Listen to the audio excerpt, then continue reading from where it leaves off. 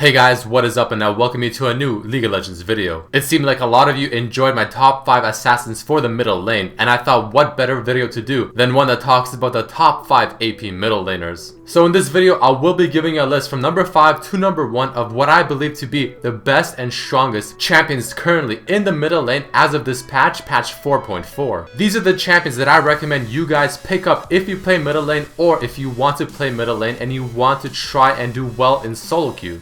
Because these champions that I will be listing are champions that will do very good in solo queue and are just simply extremely strong right now in the current meta. So again, these are the champions that I really recommend you guys know how to play in the middle lane and probably play every single game one of the 5 if you wish to move up in your ELO brackets. So before I get to number 5, I want to quickly mention what basis I am going off of. As I just mentioned, I am pretty much basing it off of the power and potential that this champion has in solo queue. All of the champions that I will be listing, with the exception of one of the 5 champions, are very good in solo queue because the champion themselves just have a very good kit and just have very strong carry potential. But without any further ado, let us talk about the number 5 champion. Lissandra is the one champion that I was just mentioning that is an exception to my list. And I was honestly deciding between her and Xerath for the number 5 spots. But personally, I think Lissandra is just a very good champion. Take a look at her pros. She has amazing CC for the team with her W, her Q with the slow, and of course her ultimate, which is an amazing lockdown. League of Legends is heavily based around which team can bring more CC. Of course, CC meaning crowd control, such as a slow, a snare, a root, or a stun. So if anyone in solo queue is just simply overfed, well, you can pop your Lissandra ulti and bye fed champion. She doesn't necessarily rely on winning the lane because again, she brings so much CC that even if you lose lane, you're still being able to offer the CC. She's a pretty good lane bully with her Q, she's very safe with her E, she also has amazing engage thanks to her E and popping the ulti and or Zanya's. And of course she has great mobility with her E. The cons of this champion, as I just mentioned, is that she does somewhat rely on her team. She is not necessarily a hard carry, and her range with her auto attack and her spells can be very low unless you use your Q very wisely. But overall, I think it's a well-deserved number 5 spot. The champion that I put in the number 4 spot is going to be the one and only Ziggs. Ziggs has recently been seeing a lot of love in the community, such as tournaments and just simply solo queue as well. And of course for good reason. He is one of the most aggressive laners in the game so far in the mid lane, and there's very few that can match him. Ziggs naturally has huge range on a lot of his abilities, especially his Q and his ultimates, which of course gives him huge power in the lane to poke your enemy opponent down, or if you're sieging turrets, you can easily poke people down, make them go back to base so you can secure the turret, or vice versa. If the enemy team is trying to get your turret, you can easily clear waves and poke them down. On top of being able to poke extremely well, his damage is nothing to laugh at.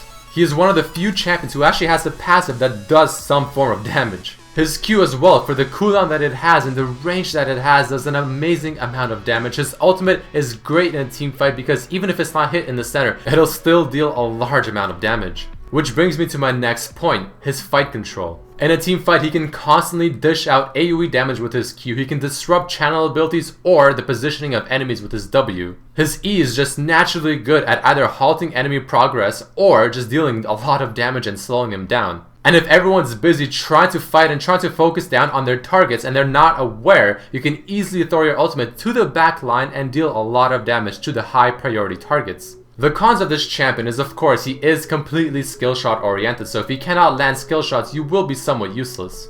He's somewhat vulnerable to a gank because his W cannot always be super reliable. And also he does not have any hard CC, for example like a Lissandra ultimate. But nevertheless, he easily earns his spot as number 4 on my list.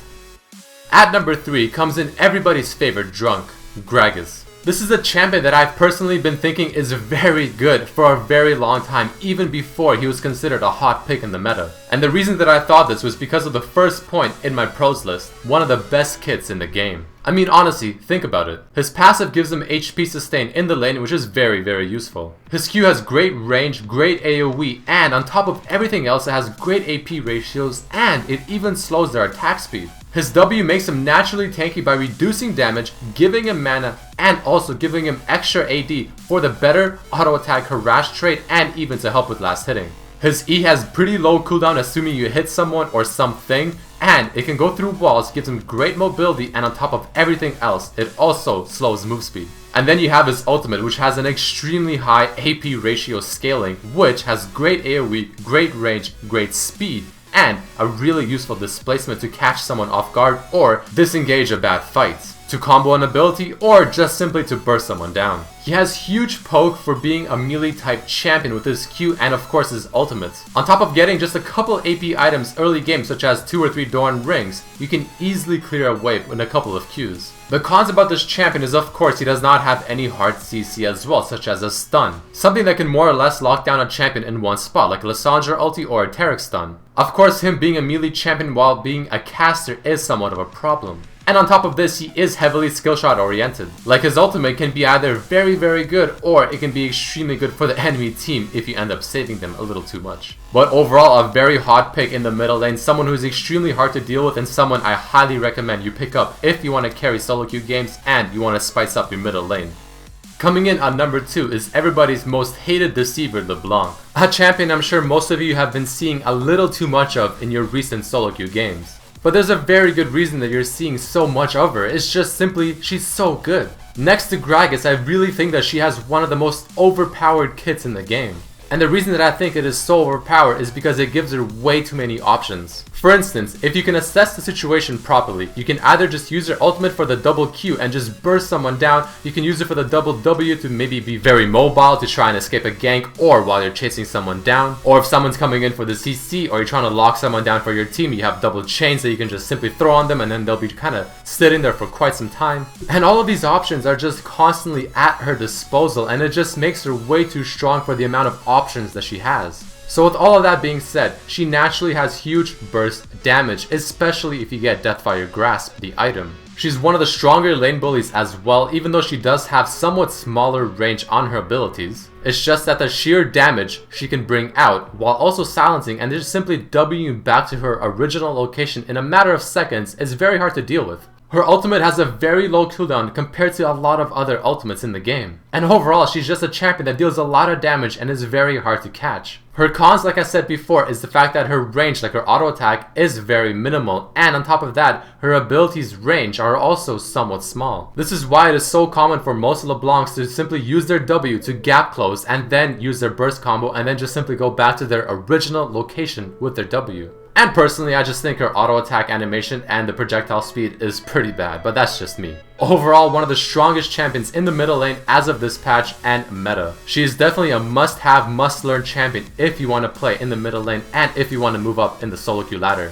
And finally, the number 1 spot easily goes to Lulu. This is the definition of a champion that has been seeing a huge resurgence and popularity in the current meta. And I'm sure a lot of you may still be wondering why? Why is this champion out of nowhere so popular and so highly demanded in the middle lane? Well, honestly, the answer is very simple. She is currently the anti-meta or the anti-assassin champion. A lot of the champions, especially Gragas and Leblanc, which is number 3 and number 2, are burst assassin type champions, which is something Lulu can not only usually outrange in lane and try to shut down, but her ultimate makes it very hard to assassinate her, or anyone for that matter. Overall, this champion just has way too much utility for the amount of damage she can also provide, making her one of the safest and easiest laners in the game currently. She also has pretty decent options since her W and her E both have different effects depending if you use it on an ally or an enemy. For instance, her W personally I think just gives way too much move speed, making them way too mobile for the very low CD that it ends up having, making herself or an ally almost always on NOS. And move speed is a very important thing in this game, whether it be on a tanky type champion for chasing down squishy targets or being a high priority squishy type target yourself and just being able to kite around for the rest of the game. And then on top of that, it also has a second effect, which if you use it on an enemy, it just simply transforms them into a critter, halting any form of aggression. Her Q has very good damage, is great at pushing waves, it brings a very useful slow that I believe is about 80% at level 5. Like I said, she is very hard to deal with in lane because she has very good range, high mobility with her W. She can either just simply hex the target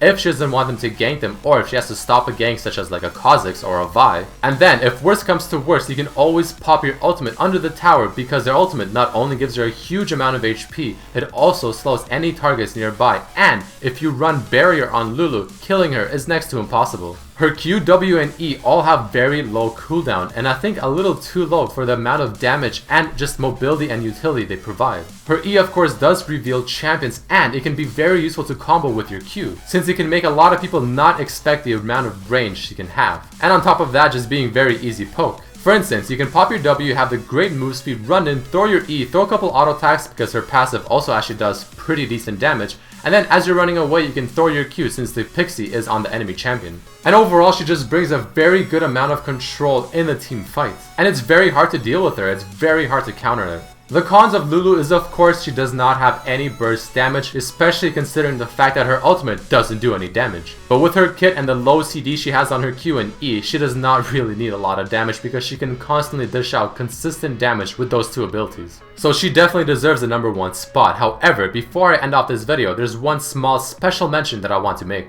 This man did not make it on the list just yet because he recently got a rework. He also recently got a visual update. And I honestly feel like people, and myself included, are still somewhat getting a feel for him and just really trying to assess his true power. However, this is the champion that I put on this list at the very end just as someone that I feel like we should all keep an eye out because I really do feel like he is a hidden OP.